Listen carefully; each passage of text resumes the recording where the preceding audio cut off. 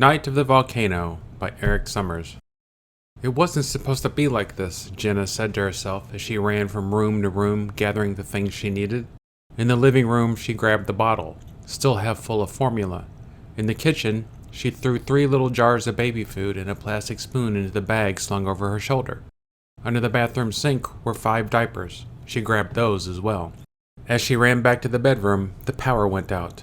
She heard the air conditioner shut down with a soft sigh and the smoke alarm beep sadly one last time. The lights flickered off, but she could still see.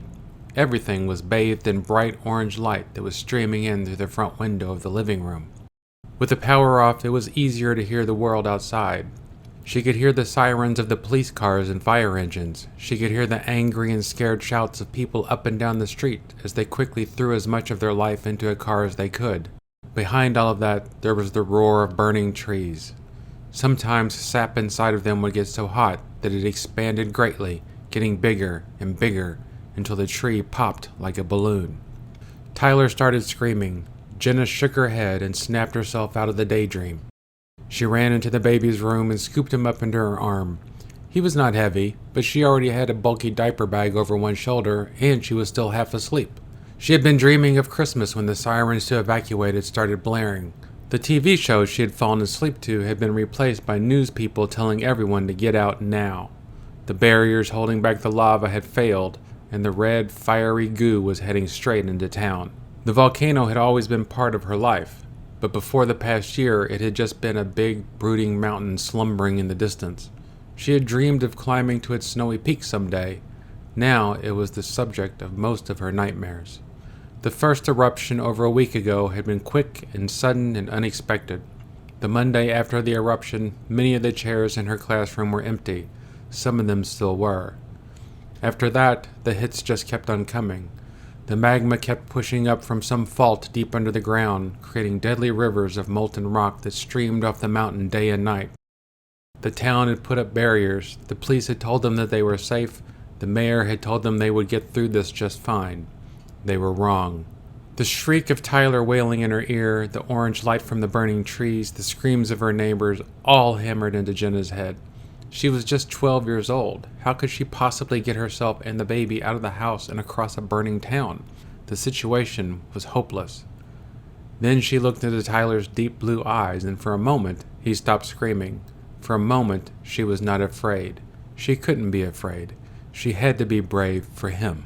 She kicked open the front door and was hit with a blast of heat and ash, but she could still see a way through. If she could get across the yard, she would reach Mike's house where his parents were loading the car. Maybe Mike's family would help her and her baby brother get to someplace safe. Off in the distance, she could see the volcano, its fiery red crown both beautiful and terrifying at the same time. Gray puffs of ash drifted down from the sky like dirty snowflakes.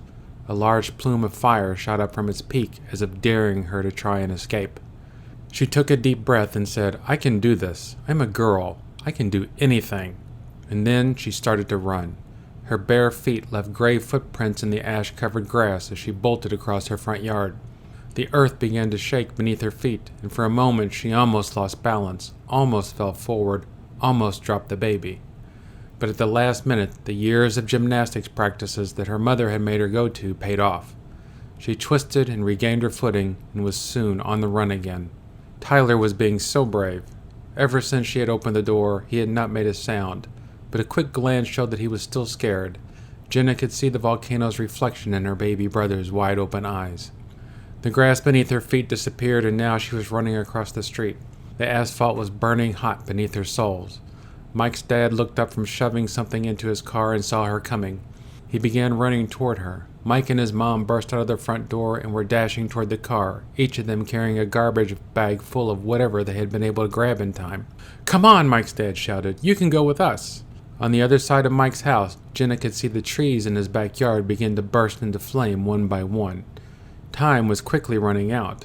As Mike's dad reached her and took Tyler from her arms, Jenna felt guilty.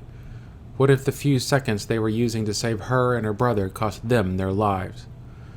Mike took the diaper bag and his mom opened the door to their car so Jenna could climb in. She realized there was no car seat for Tyler, but it was much too late to worry about that now. The air around her was getting hotter by the second, and her eyes and nose were burning from the ever-growing cloud of smoke that blanketed her neighborhood. The car backed quickly out of the driveway. Mike's mom let out a terrifying shriek as a burning tree crashed to the ground where, just 2 seconds before, the car had been. It took every bit of Jenna's willpower to not shriek just as loudly herself. The car sped quickly but carefully down the road, away from the volcano and away from the burning trees and houses. The air was full of black smoke, and sparks blew everywhere in the wind like red fireflies.